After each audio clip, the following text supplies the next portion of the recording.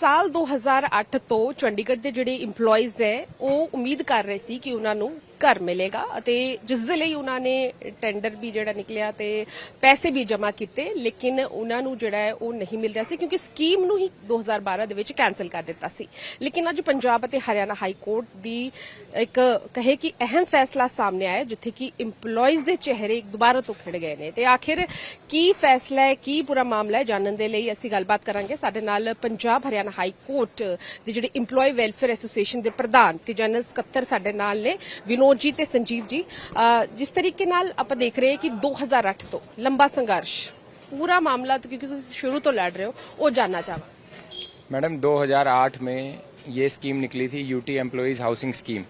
Chandigarh housing board ने इसे निकाला था और 2010 में इसका ड्रॉ हुआ था। 2010 में इसका ड्रॉ होने के बाद मेरे पास डाटा आया थोड़ा सा, लगभग 8000 एम्प्लॉइज ने इसमें पार्टिसिपेट किया था और 3920 एम्प्लॉइज इसमें सक्सेसफुल रहे थे ड्रॉ में। उसके बाद ये फिर गवर्नमेंट ऑफ इंडिया का एक लेटर आ गया था 2012 में कि मार्केट रेट पे इसको जमीन को ऑक्शन किया जाएगा और जिस रेट पे उन्होंने चंडीगढ़ हाउसिंग बोर्ड के ब्रोशर में जो रेट्स थे उस रेट के हिसाब से हमें मिले नहीं। उसके बाद फिर 2013 में इसमें लिटिगेशन में आ गए थे। ये CWP 22/636/13 Phool Kumar Saini versus Chandigarh housing board.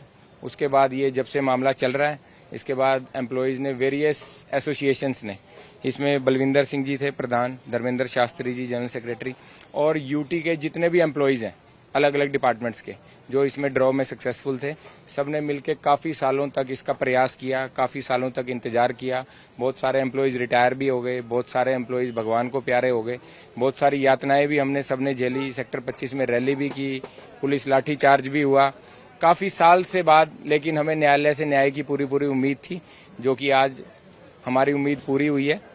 आज जजमेंट प्रोनाउंस होगी है तो ज़्यादा तो मैं जजमेंट में क्या लिखा है वो जजमेंट पढ़ने के बाद ही आपको बता पाऊंगा। बाकी आज हमें न्याय मिला है। सारे एम्प्लॉइज हमारे हाई कोर्ट के भी इसमें बहुत सारे एम्प्लॉइज एक्टिवली पार्टिसिपेट उन्होंने किया है। काफ़ी साल से लोग इसका इंतजार कर रहे थे क्योंकि चंडीगढ़ जैसे महंगे शहर में सपना, घर का एक सपना एक बहुत बड़ी चीज़ है जो आज हमारी जीत हुई है। हम उम्मीद करते हैं कि सरकार, चंडीगढ़ एडमिनिस्ट्रेशन इस जजमेंट को हूबहू लागू करेंगे और हमें अपना हक दिलाएंगे। Thank you.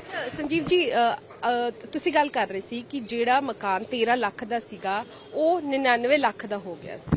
जी मैडम, जैसा कि विनोद जी ने बताया कि 2012 में जो सेंट्रल गवर्नमेंट का लेटर आया था उसमें सेंट्रल गवर्नमेंट ने ये क्लियर कर दिया था कि चंडीगढ़ एक कैपिटल सिटी है पंजाब और हरियाणा के लिए, तो यहाँ पे हमें आने वाले समय में बहुत प्रोजेक्ट्स लाने पड़ेंगे, मेडिकल फैसिलिटीज देनी है, एजुकेशन फैसिलिटीज देनी है, तो इस तरह के कामों के लिए हमें आगे जमीन की जरूरत होगी। तो कोई भी जमीन मार्केट रेट से बिना कोई ऑक्शन किए ना दी जाए।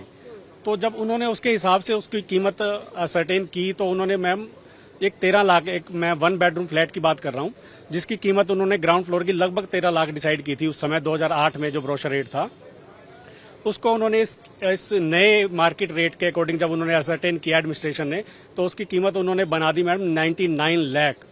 तो आप सोचिए कि क्या एक एम्प्लॉय, एक क्लास 3 एम्प्लॉय 99 लाख रुपीस का फ्लैट चंडीगढ़ में ले सकता है। ये मैं आपको 1 बेडरूम फ्लैट की कीमत बता रहा हूँ। इसी तरह से 2 बेडरूम और 3 बेडरूम फ्लैट भी उसमें थे प्रपोजल में, उनकी तो 1,35 लाख 1,50 लाख इस तरह की उनकी कीमतें बना दी गई। एडमिनिस्ट्रेशन के आगे फिर गुहार लगाई गई कि ये कीमतें एक एम्प्लॉय नहीं पे कर सकता, तो उसके बावजूद उन्होंने उसमें और नए नए प्रपोजल लाए कि हम इसको मल्टी स्टोरी बना देंगे, हम इसमें FAR का बढ़ा लेंगे। तो करते कराते भी वो फिर भी लगभग 70 लाख रुपए के करीब उनका प्रपोजल रहा था, तो वो भी एक एम्प्लॉय बियर नहीं कर सकता था 1 बेडरूम फ्लैट की अगर मैं बात करूं तो इसके लिए फिर हमने कोर्ट के ऊपर ही भरोसा रखा सभी एम्प्लॉयज ने और एक उम्मीद जगाए रखी कि जो भी फैसला आएगा हम कोर्ट का फैसला मानेंगे और पूरा विश्वास था कि कोर्ट का फैसला हमारे हक में आएगा, सच्चाई के साथ आएगा और वैसा आज हुआ है मैडम। ਸਰ ਫੈਸਲੇ ਦੀ ਗੱਲ ਕਰੀਏ ਫਲੈਟਸ ਜਿਹੜੇ ਘਰ ਹੈ ਉਹ ਤਾਂ ਬਣਨਗੇ ਲੇਕਿਨ ਇਸ ਦੇ ਨਾਲ ਜਿਹੜਾ ਕੰਸਟਰਕਸ਼ਨ ਤੇ ਜਿਹੜਾ ਸਮਾਨ ਹੈ ਉਸ ਤੇ भी कोई रेट रूट कुछ मैडम अभी जजमेंट पूरी आने के बाद, पूरी पढ़ने के बाद ही इस पे कुछ कहा जा सकता है, तो इससे पहले कहना ठीक नहीं होगा। अभी जजमेंट प्रोनाउंस हुई है, जजमेंट आएगी, हम लोग पढ़ेंगे, पर हमारी प्रेयर अलाउ होगी है। उम्मीद है कि सब कुछ हमारे एम्प्लॉइज के हक में ही कोर्ट ने ये फैसला दिया है। ठीक है, बिल्कुल ਐਡਵੈਂਟ ਆਏਗੀ ਲੇਕਿਨ ਜਿਹੜੇ ਰੇਟ ਸੀਗੇ ਕਿਉਂਕਿ ਪਹਿਲਾਂ ਇਹਨਾਂ ਨੇ ਜਿਹੜੀ ਹੈ ਫੀਸ ਭਰੀ ਹੋਈ ਹੈ ਆਦੇ ਲੋਕਾਂ ਨੇ ਤੇ ਜਿਹੜੀ ਹੋਰ ਇਸ ਦੇ ਲਈ ਪੈਸੇ ਦੀ ਲੋੜ ਪਏਗੀ ਉਹ ਜਦੋਂ ਨਵੇਂ ਮਾਸਟਰ ਪਲਾਨ ਦੇ ਤਹਿਤ ਹੁਣ ਘਰ ਬਣਦੇ ਆ ਫਲੈਟ ਬਣਦੇ ਆ ਕੀ ਕੁਝ ਹੁੰਦਾ ਹੈ ਪ੍ਰਸ਼ਾਸਨ ਨੇ ਦੇਖਣਾ ਹੈ ਲੇਕਿਨ ਇਹਨਾਂ ਨੂੰ ਵੱਡੀ ਰਾਹਤ ਹੈ ਇਹਨਾਂ ਦੀ ਉਮੀਦ ਹੈ ਜਿਹੜੀ ਚੰਡੀਗੜ੍ਹ ਦੇ ਵਿੱਚ ਆਪਣਾ ਘਰ ਹੋਣ ਦੀ ਉਹ ਜਿਹੜਾ ਸੁਪਨਾ ਜਿਹੜਾ ਹੈ ਨਾ 4000 EMPLOYEES ਦਾ ਸਾਕਾਰ ਹੁੰਦਾ ਵਾ ਹੁਣ ਨਜ਼ਰ ਆ ਰਿਹਾ ਹੈ ਕੈਮਰਾ ਪਰਸਨ ਪ੍ਰਦੀਪ ਦੇ ਨਾਲ ਪੂਜਾ ਵਰਮਾ ਡੇਲੀ ਪੋਸਟ ਪੰਜਾਬ ਹਰਿਆਣਾ ਹਿਮਾਚਲ